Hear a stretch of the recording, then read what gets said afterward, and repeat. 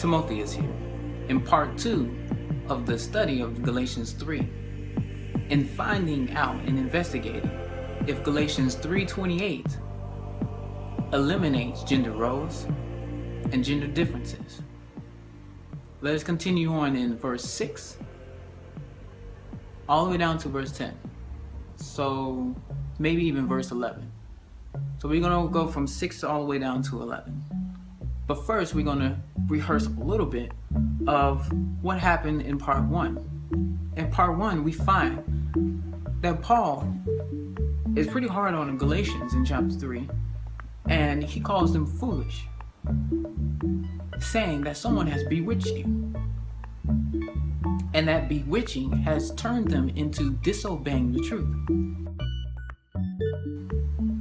Then we find out what it is by his questions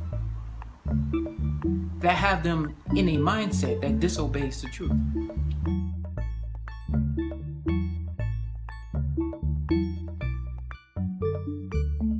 Did you receive the Spirit by the works of the law or by faith? Then he asks a second time, is it object 1 or object 2?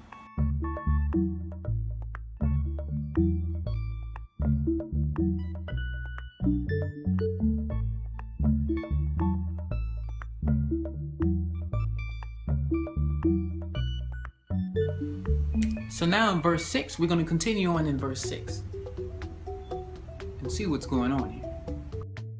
Even as Abraham believed God, and it was accounted to him for righteousness. He's using Abraham as an example of someone having faith, and that faith has now granted him righteousness. Again, how did Abraham get this righteousness? Was it by works? It didn't say that. It just said he believed God, and it was accounted to him for righteousness.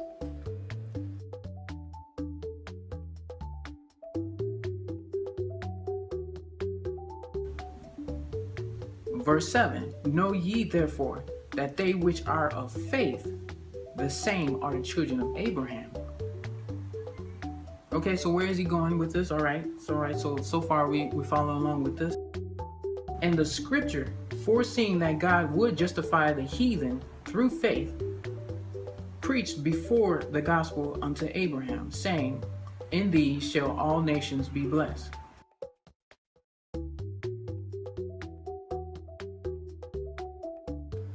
Okay, so far here, we see Paul going in a direction that is still speaking of faith.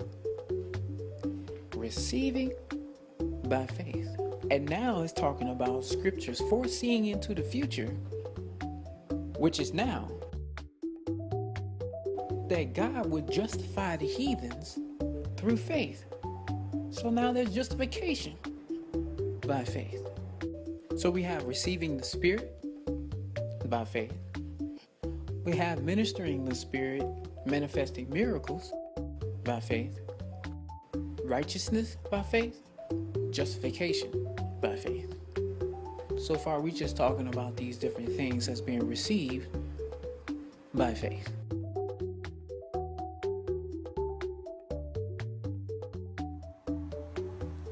In verse 9, so then they which be of faith, remember he said that earlier, that they which are of faith, the same are the children of Abraham. So verse 9 it says, so then they which be of faith, which says in verse 7 that we're the children of Abraham. So we're of faith, we're the children of Abraham, are blessed with faith for Abraham. So we're blessed with faith for Abraham. Of course we would be if we're considered the children of Abraham, because we are of faith. You are of faith, you're the children of Abraham. Since you're the child of Abraham, you are blessed with faith for Abraham. Now let's continue on to verse 10. For as many as are of the works of the law are under the curse.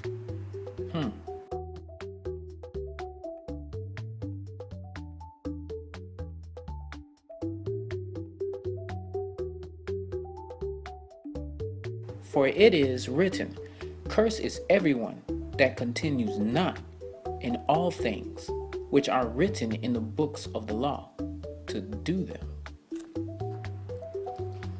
So this is very clear. Anybody who wants to work up under the law are under a curse. So you want to work things as a method, as a means of trying to get blessed, work the Spirit, manifest miracles, being justified, you're under a curse. And you have to do all of it. You got to do all of it. You can't just do some, you got to do all.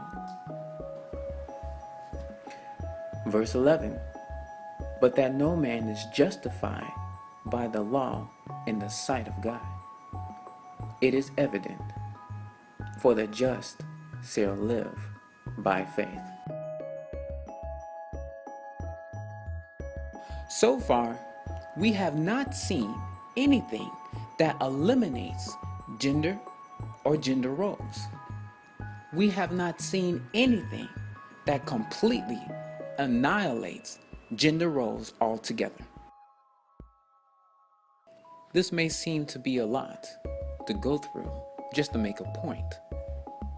However, I feel as though this is extremely necessary, because for decades, everyone kept saying that this is the meaning of Galatians 3:28. And during that time, there have been other voices that actually spoke against it, but yet no one has been paying attention to them. Very little have picked up on what they have said. So please be patient as we go through each scripture of chapter 3 in Galatians. We have to do that because this needs to be settled once and for all. God is not double-minded. Let's continue on reading in part 3 and seeing if mutual submission and evangelical feminists using Galatians 3:28 in its proper context.